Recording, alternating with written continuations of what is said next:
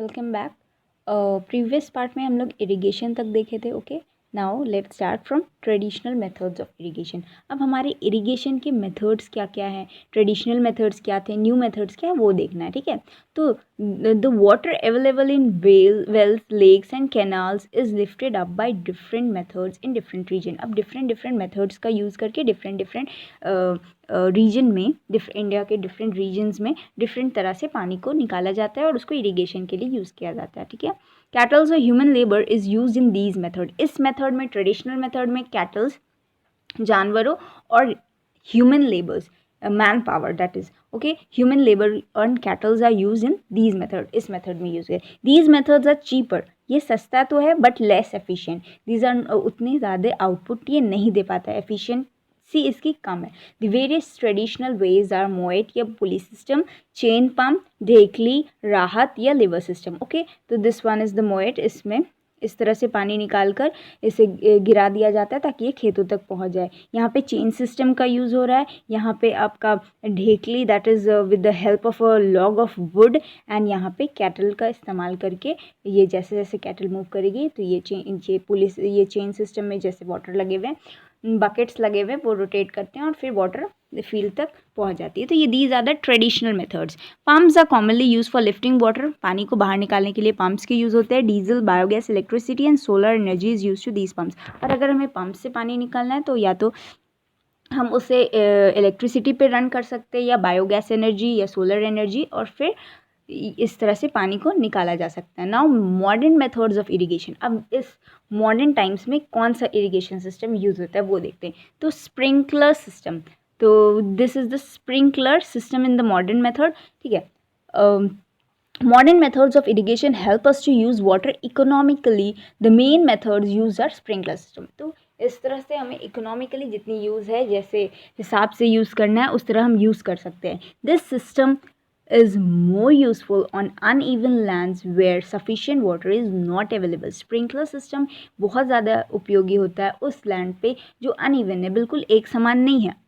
ठीक है, तो इस तरह से सफिशिएंट वाटर जहाँ पे नहीं है, वाटर अवेलेबल नहीं है, उस जगह पे हम आसानी से पानी को पहुंचा सकते हैं। ठीक है, the perpendicular pipes having rotating nozzles on the top are joint to the main pipelines at regular intervals. When water is allowed to flow through the main pipe under pressure with the help of pump, it escapes from rotating nozzles. It gets sprinkled into the crop as if it is raining. Sprinklers is very useful for lawns, coffee plantation and several crops. तो इसमें क्या होता है, main pipe के through पानी आ रहा है, वो पंप के थ्रू एक नोजल से पास होकर इस तरह से वो पास होता है कि जैसे एज इफ वो रेन का इफेक्ट देते हैं और अनइवन लैंड्स तक भी पहुंच जाता है और अच्छे से पानी पहुंचाया जा सकता है। एक तो पंप के थ्रू पानी को निकाला जा रहा है, उसके बाद उसको इस तरह से नोजल से पास हो रहा है कि वो एक बिल्कुल झरना टाइप का, स्प्रिंकलर टाइप का है। ठीक है, next is the drip system. In this system water falls drop by drop directly near the roots. इस सिस्टम में क्या होता है कि वाटर जो है वो फॉल कर रहा है डायरेक्टली, यहाँ पाइप के थ्रू अगर पंप से पानी निकाला जा रहा है, फिर यहाँ पाइप के थ्रू अगर पानी आ रहा है तो यहाँ पूरी पाइपलाइन बिछी हुई है प्लांटेशन के थ्रू आउट, और इसके रूट्स तक उसे ड्रॉप बाय ड्रॉप वाटर को गिराया जा रहा है। ठीक है, this is called the drip system. It is the best technique of watering fruits, plants, garden and trees. Water is not wasted at all. It is a boon in the regions where availability of water is poor. तो ये एक बहुत ही मतलब कि significant role play कर रहा है जिस रीजन में पानी की कमी है, तो वेस्टेज ऑफ वाटर को बिल्कुल ही ये कम कर देता है। ठीक है, तो इस तरह से वेस्टेज ऑफ वाटर नहीं होता, जहाँ की अवेलेबिलिटी नहीं है तो वहाँ के लिए ये एक वरदान सा साबित होता है। Okay, this is the drip system और स्प्रिंकलर सिस्टम, जो कि modern methods of irrigation. See the sprinkler system किस तरह से फव्वारा टाइप से स्प्रेड हो रही है पूरी फील्ड में, और ऐसा लग रहा है जैसे कि रेन हो रहा है। This is the drip system, drop by drop roots में पानी गिर रहा है। Okay, now protection from weeds. Now irrigation हो गई, अब हमें क्या करना है, प्रोटेक्शन फ्रॉम वीड्स। वीड्स क्या है, अनवांटेड प्लांट्स, वो प्लांट्स जिसे हमें नहीं चाहिए। ये क्या होता है कि प्लांट्स के किनारे जो प्लांट्स, मान ली कोई क्रॉप हमने लगाया, उसके साइड में ये भी ग्रो कर जाता है, उसकी न्यूट्रिएंट्स के साथ compete करने लगता है, उसकी न्यूट्रिएंट्स को सारे अपने यूज़ करके अपना अच्छा ग्रोथ कर लेता है और उसकी ग्रोथ को हैम्पर कर देता है, उसकी ग्रोथ को कम कर देता है, ठीक है। तो बुझो एंड पहेली went to a nearby wheat field and saw that there were some other plants in the field growing along with the wheat plants। तो कुछ wheat plants लगे हुए थे, उनके साथ कुछ अलग अलग plants grow हो रहे थे। Have these other plants been planted purposely? क्या ये plants को जानबूझकर लगाया गया है, कुछ काम के लिए लगाया गया है? तो ये चीज़ जानना नहीं, ये they are not planted purposely, किसी सोच समझ के या किसी कारण से नहीं लगाया गया। They are unwanted plants, they grow on their own, अपने से खुद वो पैदा हो जाते हैं। In a field, many other desirable plants may grow naturally along with the crops. These undesirable plants are called weeds. So what are weeds? The undesirable plants that grow naturally along with the crops, and these undesirable plants are called the weeds. The removal of weeds, it's called weeding. अब इस चीज़ को weeds को हटाना है, इसको क्या कहते हैं? weeding. Weeding is necessary since weed compete with the crop plants for water, nutrients, space and light. ये compete करने लगता है, उससे competition करना है, I'll grow better, I'll take all your foods, मतलब इससे competition कर रहा है। Thus they affect the growth of the crop. तो क्या होता है, जो क्रॉप हमने लगाया है उसकी ग्रोथ को ये अफेक्ट करता है, उसको कम कर देता है। Some weeds interfere even in harvesting and may be poisonous for animals and humans. अब कुछ वीड्स क्या होते हैं कि मान लीजिए मैंने क्रॉप की हार्वेस्टिंग कर रहा, वीड को हार्वेस्ट करे, साथ में क्या हुआ, वीड्स भी हार्वेस्ट हो गए, कट गए और वो साथ में आ गए, तो उनके साथ जो पॉइजनस उनकी सीड्स है या लीव्स है वो अगर हम खा ले या जानवर खा ले तो वो हमारे लिए क्या हो सकते हैं, पॉइजनस हो सकते हैं। Okay, farmers adopt many ways to remove weeds and control the growths. तो फार्मर्स जो है बहुत सारे मेथड्स अडॉप्ट करते हैं, बहुत सारे तरीका, ताकि हम इन वीड्स को कंट्रोल कर सकें, इनकी ग्रोथ को कंट्रोल कर सकें। Tilling and uprooting and killing of weeds which may then dry up and get before sowing the crops helps uprooting and killing the weeds which may dry up and get mixed into the soil. The best time for removal of weed is before produce flowers and seeds. तो क्या होता है कि अगर weeds ने flower, अगर एक weed लगा हुआ है उसने फ्लावरिंग कर दिया और हम उसे अप्रूट भी कर दिए, तो क्या होता है कि उसका जो सीड्स है वो ड्राई होकर उसमें मिक्स हो गया सॉइल में, तो न्यू प्लांट फिर जन्म नहीं लेगा, ठीक है। अगर हम उसे फ्लावरिंग से पहले अगर हम उसे उखाड़ कर हटा दें तो वो ज़्यादा अच्छा होता है, ठीक है।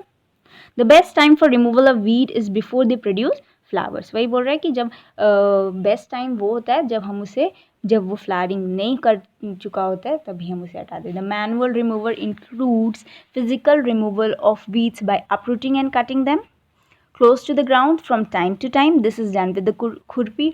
तो हम खुरपी के इस्तेमाल से इसको कट कर सकते हैं, ठीक है। A seed drill is also used to uproot the weed. अब seed drill के इस्तेमाल से भी हम इसे अप्रूट कर सकते हैं, हटा सकते हैं। Weeds are also control by using certain chemicals. इसे कंट्रोल कर सकते हैं यूजिंग केमिकल्स कॉल्ड वीडीसाइड्स।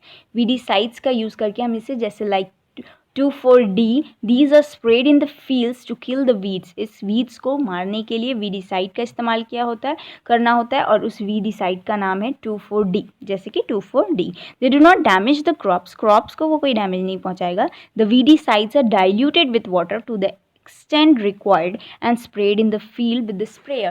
अब स्प्रेयर की मदद से उसको एक तो वाटर में डाइल्यूट कर दिया जाता है, मिक्स कर दिए कुछ प्रपोर्शन ऑफ वाटर एंड कुछ कम प्रपोर्शन में, या जितने प्रपोर्शन में डालना है वो वीडीसाइड डालकर उसको मिक्स करके स्प्रे कर दिया जाता है with the help of sprayer, जैसे कि यहाँ पे फार्मर स्प्रे कर रहे हैं, ठीक है। तो ये do weedicides have effect on persons handling the weedicide sprayer. अब जो पर्सन स्प्रे कर रहे हैं क्या उनके ऊपर कोई इफेक्ट करेगा, या इट विल इफेक्ट।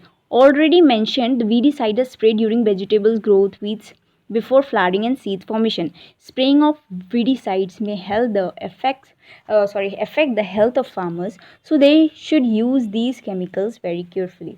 तो उनके हेल्थ को अफेक्ट कर सकता है, उनको नुकसान पहुंचा सकता है, इसलिए they should use it carefully. They should cover their nose, mouths with a piece of cloth during spraying of these chemicals. तो ऐसा ना हो कि वो केमिकल जो स्प्रे कर रहे हैं वो हम पे कोई इफेक्ट करे, हमारे सांस में जाए या हमारे आँखों में पड़ जाए, तो इस तरह से केयरफुली हमें अपने माउथ्स वगैरह को कवर करके स्प्रे करना चाहिए। Okay, harvesting. Now see harvesting of a crop is an important task. अब harvesting is important, very important. हमने सब कुछ कर लिया, अपने सॉइल प्रिपेयर कर लिया, हमने सीड को बो दिया, हमने प्लांट्स भी ग्रो हो गए। अब उसे जब वो तैयार हो गया तो हमें इसे हार्वेस्ट करना है, उसे क्या करना है, काटना है। हमें इस तरह के इक्विपमेंट्स या मॉडर्न टेक्निक्स यूज़ करके हमें उसे हटाना है फील्ड से और उसे ले जाना है स्टोरेज की तरफ। Harvesting of a crop is an important task. The cutting of crops with after it's mature, जब ये मेच्योर हो गया, तैयार हो गया, पक गया, एकदम रेडी टू है, रेडी टू स्टोर है, रेडी टू ईट है, then it's called harvesting. In harvesting crops are pulled out और cut close to the ground, या तो उन्हें पूरे उखाड़ बाहर फेंक दिया, मतलब उखाड़ बाहर निकाला जाता है, या तो फिर ग्राउंड एकदम ग्राउंड लेवल पे उसे काट दिया जाता है। It usually takes 3 to 4 months for a cereal crop to mature. तो एक सीरियल के क्रॉप को मेच्योर होने में, तैयार होने में कितना मंथ्स लगते हैं, 4 months। Harvesting in our country is इधर डन मैनुअली बाय सिकल और बाय मशीन कॉल्ड हार्वेस्टर। या तो हम एक सिकल की मदद से हार्वेस्ट कर सकते हैं या we can use the harvester, machine called harvester. In the harvested crop the grain seeds need to be separated. अब मैंने क्रॉप्स को हार्वेस्ट कर लिया तो वो उसमें जो ग्रेन्स हैं उनको हमको सेपरेट करना होता है। जो भी ग्रेन्स है उसमें बहुत सारे क्या होते हैं, स्टेम्स चले जाते हैं, उनके साथ उनका सीड कोट रहता है, वो रहता है, उन सबको चीज़ को सेपरेट करना होता है। तब उस चीज़ को सेपरेट करने के लिए, जैसे कि the grains of the seeds need to be separated from the chaff, this process is called threshing. अब उसके शैफ से, उसके छिलका से, मतलब कि सीड्स कवर सीड है तो उसके साथ उसका कवरिंग पार्ट है, उसको हटाना है। तो this is carried out with the machine called combine in fact a harvester as well as a thresher। एक तो हार्वेस्ट भी कर गया, एक कंबाइन मशीन है जो कि हार्वेस्ट किया, क्रॉप को हार्वेस्ट भी कर दिया, और क्या किया, उसके साथ उसको थ्रेशिंग भी कर दिया। उसको अनवांटेड प्लांट्स जो कि part of stems, leaves, unwanted shapes वगैरह है, सीड कोट्स, सब कुछ हटा दिया। तो इस मशीन जो है इसको कंबाइन कहते हैं, ये दो काम करते हैं। एक तो हार्वेस्टिंग, कटाई छटाई भी हो गई सारे क्रॉप्स की, और दूसरी होगी थ्रेशिंग हो गई। ठीक है। After harvesting, stuffs are left in the field which are burned by the farmers. She knows that the cause pollution, it may catch fire and damage the crops. तो कभी क्या होता है कि फील्ड्स में जो थोड़े मोटे चीज़ बचे उसको ऐसे जला दिया जाता है, उसको कहते हैं बर्न्ड कल्टीवेशन। तो उसमें क्या होता है कि जो न्यूट्रिएंट्स है वो सॉइल में मिक्स हो जाते हैं और सॉइल को और फर्टाइल बनाते हैं। ठीक है। ऐसा एक पॉल्यूशन होती होगी, लेकिन वो चीज़ कभी कभी ज़रूरी होता है बर्न कल्टीवेशन के लिए, क्योंकि वो जो सॉइल की न्यूट्रिएंट्स जो लॉस हुई वो फिर से रिप्लेनिश हो जाती है। Okay. Farmers with small holdings of lands do separations of grains and chaffs by winnowing. अब जिनके पास छोटे मोटे फार्म्स हैं, छोटे मोटे फील्ड्स है जिसमें उन्होंने क्रॉप्स ग्रो किया, तो वो ये मशीन्स वगैरह का यूज़ नहीं करते, वो मेथड यूज़ करते हैं विनोइंग, जिसमें विंड की सहायता से, हवा की सहायता से क्या होता है कि वही स्मॉल स्टेम्स, शैप्स, सीड के कोट्स वगैरह हटाने के लिए विंड का इस्तेमाल करते हैं। तो जो हैवियर मटेरियल होता है वो सेपरेट हो जाता है लाइटर मटेरियल से। जो लाइटर मटेरियल्स है जैसे स्टेम्स के पार्ट हो गए, हमारा लीव्स हो गया, ड्राइड लीव्स हो गया, जो कि लाइटर है वो अलग हो जाते हैं, और हैवियर जो ग्रेन्स है हमारा वो अलग हो जाता है। Now harvest festival, okay?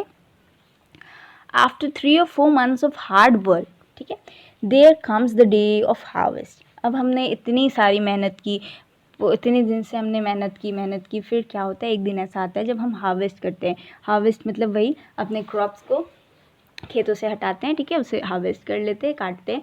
The site of golden fields of standing crops lended with grain फिल्स the heart of farmers अपनी खेत को देखकर काफ़ी ज़्यादा खुश होता है, क्योंकि वो पूरे भरे होते हैं दानों से।